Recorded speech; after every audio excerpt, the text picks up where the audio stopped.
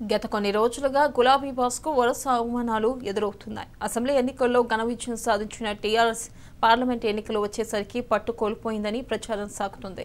మొన్న జరిగిన ఎమ్మెల్సీ ఎన్నికల్లో కారు బలపరిచిన అభ్యర్థుల ఓటమి, మరోవైపు సోషల్ మీడియాలో వచ్చిన పోస్టుపై కేసీఆర్ స్పందిస్తే అది కాస్త బూమ్రాంగ్ అయిందనే ప్రచారం జోరుగా జరుగుతుంది.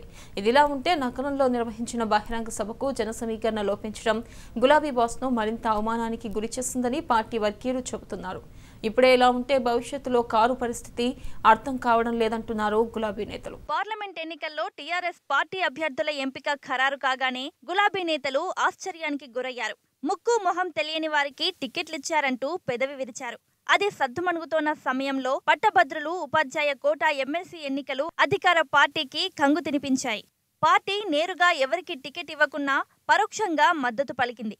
కానీ ఆ 3 స్థానాల్లో ఘోరంగా ఓడిపోయారు. ఉద్యమ సమయంలో టీఆర్ఎస్ పార్టీని నెత్తిన పెట్టుకున్న ఉపాధ్యాయ పట్టభద్రులే ఈ ఎన్నికల్లో ఓడించారు.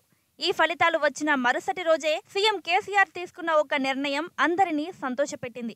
కానీ వెంటనే అది అడ్డం తిరిగిందని చెబుతున్నారు. మరోవైపు ఉమ్మడి ఆదిలాబాద్ జిల్లాకు చెందిన ఒక రైతు రెవెన్యూ శాఖ వల్ల తనకు అన్యాయం జరిగిందని సోషల్ మీడియాలో పోస్ట్ పెట్టారు. ఆ పోస్ట్ చూసిన కేసీఆర్ వెంటనే సమస్యను పరిష్కరించాలని ఆదేశించారు.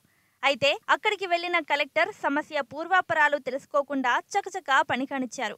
అయితే అది వివాదాస్పద భూమి అని, ఆ భూమిలో తమకు వాటా ఉందని, తమకు కూడా న్యాయం చేయాలంటూ సోషల్ మీడియాలో పోస్ట్ పెట్టిన రైతు బంధువులు గొంతు విప్పారు. దీంతో సీఎం హోదాలో ఉన్న వ్యక్తి ఒక అంశంపై ఎలాంటి విచారణ లేకుండా ఏకపక్షంగా ఎలా నిర్ణయం తీసుకుంటారని చర్చ జరుగుతోంది. బహిరంగ సభలు నిర్వహించడంలో సీఎం కేసీఆర్ కు ఏనాడు తిరుగులేదు. అది ఉద్యమ సమయంలోనైనా, ప్రభుత్వంలోకి వచ్చినా, ఏ సభ పెట్టినా పెద్ద స్థాయిలో జన సమీకరణ జరిగేది. కానీ పార్లమెంట్ ఎన్నికల సందర్భంగా హైదరాబాద్లో నిర్వహించిన బహిరంగ సభ పెద్ద షాక్ ఇచ్చిందంటున్నారు పార్టీ వర్గీయులు.